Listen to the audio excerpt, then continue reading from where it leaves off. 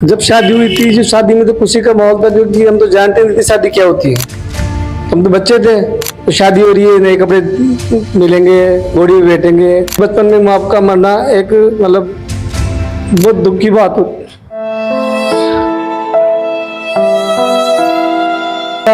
मेरे बड़े भाई साहब बीमार हो गए, उनका भी मेरी माँ की तरह ही 3-4 साल इलाज चला। सन 2001 में उनका भी देहांत हो गया। क्या कि स्थिति जो कि त्यों ही रही, कुल मिला के बात यह है कि लेकिन जैसे ही 2013 में मैं एक संत रामपाल जी महाराज से जुड़ा, उनसे नाम दीक्षा ली, तो मेरा आध्यात्मिक जीवन चालू हुआ। डिप्रेशन में होता था, तो मैं क्या है कि मेरे गुरु जी का सत्संग सुना करता था, क्योंकि गुरु जी बताते हैं कि बेटा हमेशा परमात्मा अपने साथ है और भक्ति करो। कोई बोलते थे कि बाहर पढ़ाई कर रहे हैं, ये आप घर का काम संभाल रहे हो, तो मेरे को विश्वास है कि वो पढ़ाई कर रहे हैं। हमारी परिस्थिति को उनको भी पता है, मेरे को भी पता है, इसीलिए मैं संतुष्ट होकर बच्चों को साथ लेके घर का काम करती हूँ। इसके अंदर सभी बड़े धर्म शास्त्रों का निचोड़ है और इस पुस्तक का बहुत बड़ा योगदान है मेरे जीवन में। नमस्कार दर्शकों, ऐसे न्यूज में आप सभी का स्वागत है। तो आज के जो हमारे गेस्ट है वो बहुत ही ज्यादा स्पेशल है।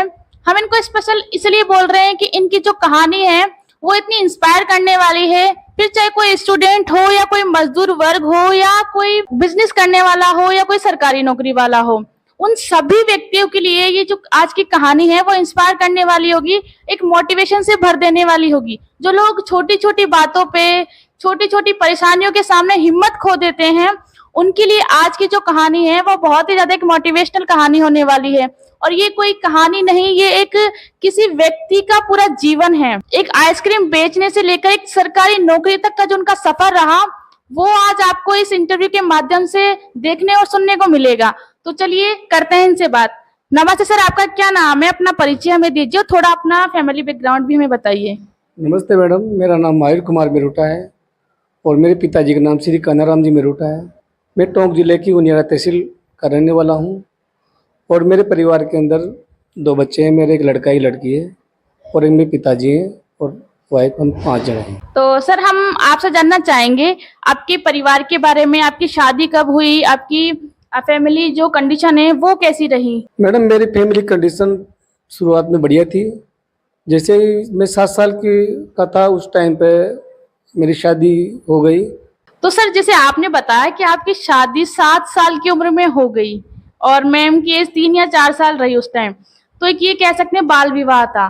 तो उसके बाद आपने कैसे अपनी स्टडी को कंटिन्यू रखा? आपकी फैमिली कंडीशंस उस टाइम क्या रही, उसके बारे में हमें थोड़ा बताइए। जब शादी हुई थी, जो शादी में तो खुशी का माहौल था, क्योंकि हम तो जानते नहीं थे शादी क्या होती है। हम तो बच्चे थे, तो शादी हो रही है, नए कपड़े मिलेंगे, घोड़ी में बैठेंगे। तो साल भर के बाद में बड़े भाई से शादी हुई, तो पापा जी की सेविंग थी, पहले तो मेरी शादी में लग गई, फिर बड़े भाई की शादी में लग, और थोड़ा बहुत हमारे कर्ज वर्ज भी हो गए पापा के, लेकिन कोई बात नहीं थी, वो थोड़ा बहुत ही था। तो जैसे उसके बाद के अंदर हमारी माता जी जो है बीमार हो गई और बीमारी लंबी चली, 3-4 साल तक बीमार रही वो। उनका इलाज भी करवाया। 1996 में उनका देहांत हो गया। वो हमारे लिए बहुत ही दुखद घटना थी और हम टूट चुके थे कि बचपन में माँ बाप का मरना एक मतलब बहुत दुख की बात होती है। उसमें उसके बाद में जैसे ही पापा जी ने कहा भाई कोई बात नहीं है, मृत्यु भोज किया। अब मृत्यु भोज के तले इतने दब गए थे हम, क्या हमारी कंडीशन इतनी खराब हो गई थी कि बहुत ज़्यादा। फिर पापा जी ने सोचा भाई चलो ठीक है, मेरे बड़े भाई साहब बड़े हो गए थे, तो दोनों बाप बेटे कमाएंगे, छोटे वाले को पढ़ा देंगे। लेकिन उसके बाद भी वही रहा, मेरे बड़े भाई साहब बीमार हो गए, उनका भी मेरी माँ की तरह ही 3-4 साल इलाज चला। सन 2001 में उनका भी देहांत हो गया।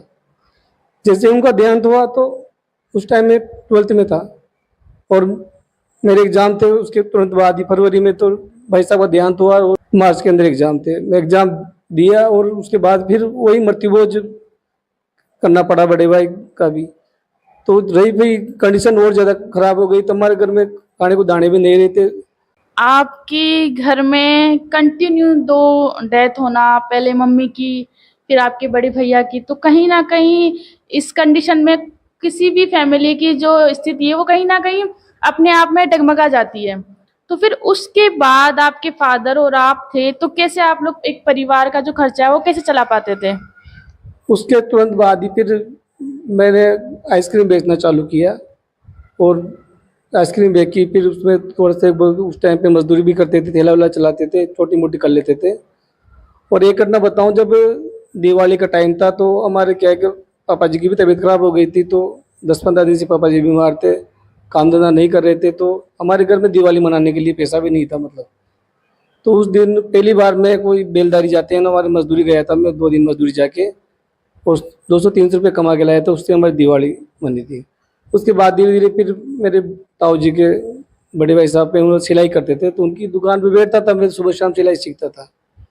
सिलाई सीखते फिर सिलाई सीख गया, तो फिर मैंने खुद की दुकान डाली। सन 2007 में मैंने अपनी दुकान डाल ली और उसके बाद से कंटिन्यू मैं सिलाई कर रहा था। तो सर आपने जैसे ही परिस्थितियां खराब हुई, पढ़ाई छोड़ के आपने आइसक्रीम तक बेची, उसके बाद आपने सिलाई तक सीखी। फिर सिलाई सीखने के बाद ऐसा क्या टर्निंग पॉइंट आपकी लाइफ में आया, कौन सा, कि जिसकी वजह से आज आप यहाँ पर एक गवर्नमेंट जॉब में आप अभी कार्यरत हैं? और अभी पहले हमें ये भी बताइए हमारी ऑडियंस को कि आप इस प्रेजेंट टाइम पे किस पोस्ट पे कार्यरत हैं और कैसे यहाँ तक पहुंचे आप? मैडम, मैं वर्तमान में कृषि प्रशिक्षक की पोस्ट पे कार्यरत हूँ और मैं यहाँ तक पहुँचने के लिए टर्निंग पॉइंट ये रहा कि जैसे मैं सिलाई की दुकान डाल ली, उसके बाद के अंदर सिलाई करता रहा, फिर भी कोई स्थिति में ज़्यादा फर्क नहीं आया, क्योंकि माहौल के हिसाब से थोड़े गलत शौक लग गए, थोड़े से दारू पानी पीने लग गए, तो इस हिसाब से क्या है कि स्थिति जो की त्यों ही रही। कुल मिला के बात यह है कि लेकिन जैसे ही 2013 में संत रामपाल जी महाराज से जुड़ा, उनसे नाम दीक्षा ली, तो मेरा आध्यात्मिक जीवन चालू हुआ। उनके यहाँ से मेरे को क्या है कि कुछ नियम भी बताए गए, तो उन नियमों में सबसे बढ़िया तो ये लगा मेरे को, वो जब मृत्यु भोज नहीं करना, दहेज नहीं लेना, शादी सिंपल तरीके से करना है अपन को, रिश्वत नहीं लेना, बेईमानी नहीं करना और नशे पत्ते नहीं करना। तो वहाँ जाने के बाद मेरे सारे नशे छूट गए और जैसे वो एक बोझ था वो खत्म हो गया। भाई अपन को शादी करनी है, बच्चों की मृत्यु भोज करना है, कोई घर में मर जाए तो मेरे दिमाग में ये आया भाई चलो खर्चे खत्म हो गए तो क्यों ना पढ़ाई कर ले मतलब। तो पहले भी मेरी वाइफ कहती थी मेरे को, भाई आप पढ़ाई कर लो पढ़ाई कर लो, लेकिन मेरे दिमाग में बैठती नहीं थी। लेकिन जैसे ही हम गुरुजी गए, जैसे ही हमारे खर्चे खत्म हुए और एक दिन थोड़ी पारिवारिक स्थिति भी बढ़िया हो गई, तो धीरे धीरे भी क्या है कि मैंने पढ़ाई करने की सोची। फिर ये भी किसकी पढ़ाई करे क्या करे, लेकिन ऐसे करते करते जब 2018 के अंदर एक वैकेंसी आई एग्रीकल्चर सुपरवाइजर, और मेरी पढ़ाई 12th तक की ही हुई थी। 2001 के बाद मैंने पढ़ाई की नहीं थी, तो एग्रीकल्चर सुपरवाइजर वैकेंसी के अंदर मैंने फॉर्म लगा के मैंने तैयारी शुरू की।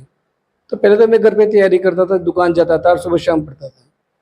उसके बाद में मेरा गैप ज़्यादा था, क्योंकि पढ़ाई 2001 में छोड़ी, 18 तक का गैप था, तो लगभग 15-16 साल का गैप था। तो मेरे को लगा कि मेरे को कोचिंग करना चाहिए। तो फिर मैं जयपुर के पास में जोबनेर है, वहाँ जोबनेर में राजधानी फाउंडा डॉक्टर रमेश यादव के यहाँ पे मैं कोचिंग गया। सर आपने जैसे बताया कि आपकी जो पढ़ाई छूटने के बाद लगभग 15-16 साल का गैप रहा, तो जब आप वहाँ कोचिंग गए होंगे, वहाँ पे आपसे एज के बहुत छोटे स्टूडेंट होंगे, तो उनके सामने भी आपको इन्फीरियर मतलब एक ऐसा महसूस होता होगा कि ये मुझसे इतने छोटे बच्चे हैं और मेरी एज इतनी है, तो वहाँ पे भी कुछ ना कुछ समस्याएं आपके आई होंगी, तो वो कैसे आप फेस कर पाते थे?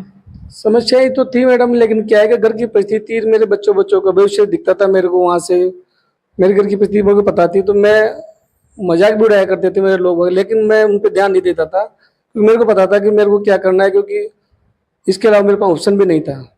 तो मैं अपनी पढ़ाई कंटिन्यू की और वहाँ पे जो हमारे जो डायरेक्टर साहब थे रमेश यादव जी, वो बहुत बढ़िया मोटिवेशन देते हैं, तो उनसे मैं प्रभावित भी हुआ और फिर मैंने अपनी तैयारी कंटिन्यू की और उन्होंने मेरी फीस भी थोड़ी सी माफ़ की मेरी घर की कंडीशन को देखते हुए।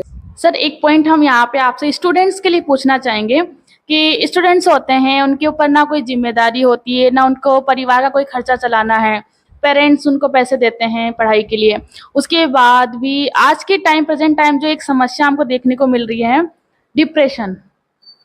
हर बात पे, छोटी छोटी बातों पे बच्चे डिप्रेशन में चले जाते हैं, और आपके ऊपर एक परिवार की पूरी जिम्मेदारी थी, बच्चों का खर्चा, परिवार का खर्चा, वो सारा होने के बाद आप वहाँ पे पढ़ाई करते थे। तो जो स्टूडेंट्स आज के टाइम पढ़ाई कर रहे हैं और जो छोटी छोटी चीज़ों से, छोटी छोटी समस्याओं से परेशान हो जाते हैं, तो उनके लिए आप, जैसे आपकी क्या स्ट्रेटेजी रही और उनके लिए आप क्या कहना चाहेंगे, किस तरीके से उनको अपनी स्टडी कंटिन्यू रखना चाहिए? देखो जी, डिप्रेशन में नहीं आना चाहिए। जो भी अपना लक्ष्य है उस लक्ष्य के प्रति अपन को रेगुलर मेहनत करना चाहिए, मेहनत में गैप नहीं होना चाहिए। अपन लोग क्या करते हैं कि जैसे कोई वैकेंसी आती है तब पढ़ाई शुरू करते हैं, जबकि वैकेंसी आने से मतलब नहीं है। अपन को जिस भी क्षेत्र में जाना है तो उसकी तैयारी रेगुलर करनी है। वैकेंसी कभी है अपन को अपनी तरफ से तैयार रहना है, तो उसमें ज़्यादा प्रेशर में नहीं आते और ये क्या, उससे अपने को मोटिवेशन मिलता है और हम कामयाब हो जाते हैं। तो सर जैसे आपने जब तैयारी की उस टाइम कई बार ऐसा होता होगा कि आप हिम्मत हार जाते होंगे, क्योंकि कि हम जब किसी कंपटीशन की तैयारी करते हैं तो ये लंबा सफ़र होता है, 1-1.5 साल की तैयारी होती है। तो इस टाइम उतार चढ़ाव भी आए होंगे, तो उस टाइम आप किस प्रकार मोटिवेट रह पाते थे? मैडम, जब भी मैं टूटता था या फिर डिप्रेशन में होता था तो मैं क्या है कि मेरे गुरुजी का सत्संग सुना करता था, क्योंकि गुरुजी बताते हैं कि बेटा हमेशा परमात्मा अपने साथ है और भक्ति करो। और मैं सत्संग सुनने से मेरे एक आध्यात्मिक शक्ति का संचार होता था, तो अंदर से मेरे को मतलब मजबूती मिलती थी। और मेरे गुरुजी के सत्संग सुनने के बाद में मेरे को पढ़ाई में इतना मन लगता था कि मैं बढ़िया पढ़ाई कर पाता था। और दूसरी तरफ मेरी वाइफ है, ये मेरे को बहुत सपोर्ट करती थी, कभी भी कोई दिक्कत होती थी तो ये मेरे बराबर खड़ी रहती। मैम, हम आपसे भी बात करना चाहेंगे कि जब सर तैयारी के लिए गए जॉबनेर, तो एक ये थोड़े डिस्टेंस भी हैं और एक लंबा प्रोसेस रहा होगा तैयारी का, तो उस टाइम अपनी परिस्थितियाँ तो घर की थी, घर का खर्चा है वो कैसे चला पाते थे, बच्चों की पढ़ाई कैसे करवा पाते थे, और एक लोगों का एक दबाव भी होता है हमारे आसपास वाले लोगों का कि हस्बैंड तो वहाँ जाके तैयारी कर रहे हैं, पढ़ाई कर रहे हैं और आप घर का खर्चा चला रहे हो। तो इन सारी परिस्थितियों का कैसे सामना आप कर पाते थे, उसके बारे में थोड़ा बताइए। इस परिस्थितियों का सामना करने के लिए मेरे गुरुजी थे मेरे साथ।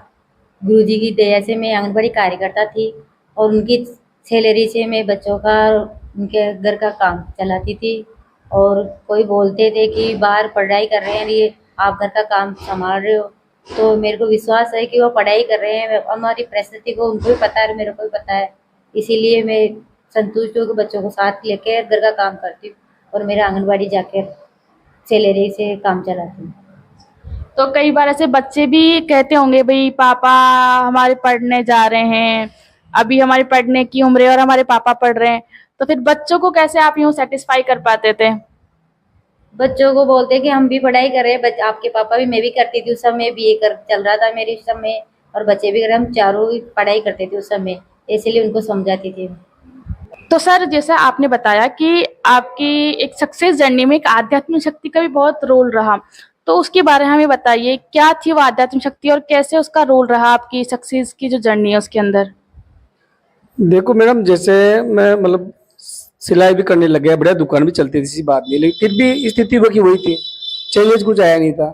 तो जैसे इस 2013 के अंदर संत रामपाल जी महाराज से जुड़े हम, वहाँ से हमारा मतलब टर्निंग पॉइंट रहा वो, क्योंकि वहाँ जुड़ने के बाद में हमको क्या है कि एक तो गुरुजी ने बताया भी बेटा सत्संग सुनो और भक्ति करो तो परमात्मा आपके साथ है और आपके साथ कुछ भी गलत नहीं होगा। सबसे बड़ा विश्वास ये था कि अब हमारे साथ गलत नहीं होगा, और वो अभी यही। तो जब 2013 में मैडम का सिलेक्शन आंगनबाड़ी कार्यकर्ता में हो गया, तो ये हमारी पहली सफलता थी। तो इससे हमको क्या है कि गुरुजी कही हुई बात पे विश्वास हुआ कि वास्तव में गुरुजी ने कहा था भाई आपके सही होगा, भक्ति करो आप तो, और मर्यादा में रहो।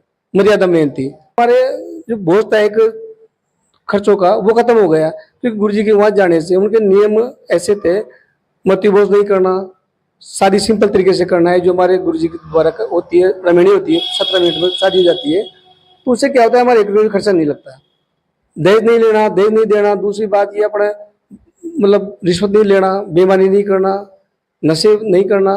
तो ये सारे नियम हो जिससे क्या है कि एक तो खर्चा खत्म हो गया। अब दिमाग में ये बैठे जब अपन को कोई बड़ा खर्चा नहीं है, पहले तो ये लगता था अपन को बच्चों की शादी करनी है, मकान बनाना है, ये करना है, वो करना, तो पढ़ाई की सोच नहीं सकते थे। लेकिन जब वहाँ जाने से ये खर्चे खत्म हुए तो हम पढ़ाई के बारे में, मैंने जब 2001 की पढ़ाई छूटी तो एक इंटरेस्ट तो था कि उस टाइम मेरे 2001 में इतनी बुरी परिस्थिति के अंदर भी 66% बढ़ी थी 2001 में। तो उस टाइम मैं मेरे गांव का टॉपर था, है ना, तो वो एक इंटरेस्ट तो था ही सही। तो वो इंटरेस्ट वापस जागा मेरा और फिर मैंने पढ़ाई शुरू की। तो जैसे ही वैकेंसी आई अपने एग्रीकल्चर सुपरवाइजर की, तो मैंने वैकेंसी को कवर कर लिया। तो जो आध्यात्मिक शक्ति थी वो हमारे साथ थी, क्योंकि जब भी हम मतलब डगमग होते थे या फिर डिप्रेशन में होता था तो मैं गुरुजी के सत्संग सुनता था, और उस परमात्मा की दया से आज हम गवर्नमेंट पोस्ट पे पोस्टेड हूँ। और जब जब भी कोई दिक्कत होती थी तो एक पुस्तक है मेरे पास में, ये जिंदगी की राह, मैं इसको पढ़ लिया करता था। इसके अंदर सभी अपने धर्म शास्त्रों का निचोड़ है। तो अपने जैसे श्रीमद् भगवत गीता, चारों वेद और बाइबल, और मुस्लिम धर्म से कुरान शरीफ, और अपने सिख धर्म से गुरु ग्रंथ साहिब, इन सभी धर्म ग्रंथों का मतलब प्रमाणित ज्ञान है। तो इससे इसके पढ़ने से कोई सादा आदमी पढ़े तो उसको बेनिफिट होगा। जरूरी नहीं गुरु जी का नाम ही ले, आप कोई भी स्टूडेंट हो या कोई मजदूर हो, कोई भी, इसको एक पढ़ने से पढ़ के देखो आप, बहुत बढ़िया फायदा मिलेगा आपको। और इस पुस्तक का बहुत बड़ा योगदान है मेरे जीवन में।